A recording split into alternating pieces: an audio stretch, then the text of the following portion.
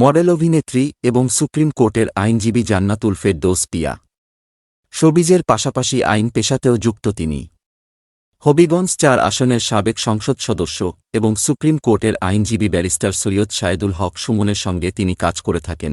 বৈষম্যবিরোধী ছাত্র আন্দোলনকে কেন্দ্র করে গড়ে ওঠা গণ আন্দোলনের চাপে প্রধানমন্ত্রী শেখ হাসিনা পদত্যাগ করে দেশ ত্যাগ করেছেন। এরই মধ্যে অন্তর্বর্তী সরকার গঠিত হয়েছে। শেখ হাসিনা দেশ ত্যাগ করেন এবং তার মন্ত্রী এমপিরা গা ঢাকা দেন। সরকারের পতনের পর কোনো খোঁজ পাওয়া যায়নি সুমনের। সামাজিক যোগাযোগ মাধ্যম থেকে শুরু করে সর্বত্র কৌতূহল, কোথায় আছেন তিনি। এদিকে সোমবার সন্ধ্যার পর নিজের ভেরিফায়েড ফেসবুক পেজে এক ভিডিও বার্তা প্রকাশ করেন। তবে ভিডিওতে তার অবস্থান সম্পর্কে কোনো তথ্য দেননি। ব্যারিস্টার সুমনের বিষয়ে পিয়া বলেন, বর্তমানে ব্যারিস্টার সুমন কোথায় আছেন তা জানি না। আমি তো আর ওনার বউ লাগি না। তার বউকে যদি খুঁজে পান তাহলে তার কাছে ওনার সম্পর্কে জানতে চান।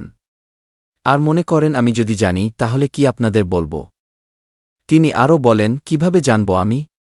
এই অবস্থায় সে যদি দেশে থাকে তাহলে কি আমাকে ফোন দেবে? কি করে ভাবলেন এমনটা? তার চেম্বারে অন্য যারা কাজ করেন বরং তাদের সঙ্গে যোগাযোগ করে দেখতে পারেন। কেননা তার সঙ্গে মাত্র ১.৫ বছর কাজ করেছি আমি। উল্লেখ্য, দ্বাদশ জাতীয় সংসদ নির্বাচনে হবিগঞ্জ ৪, চুনারুঘাট মাধবপুর আসনে নির্বাচিত হন ব্যারিস্টার সুমন। এর আগে বিভিন্ন সময় নানা সামাজিক ইস্যু নিয়ে ফেসবুকে কথা বলে আলোচনায় উঠে আসেন তিনি।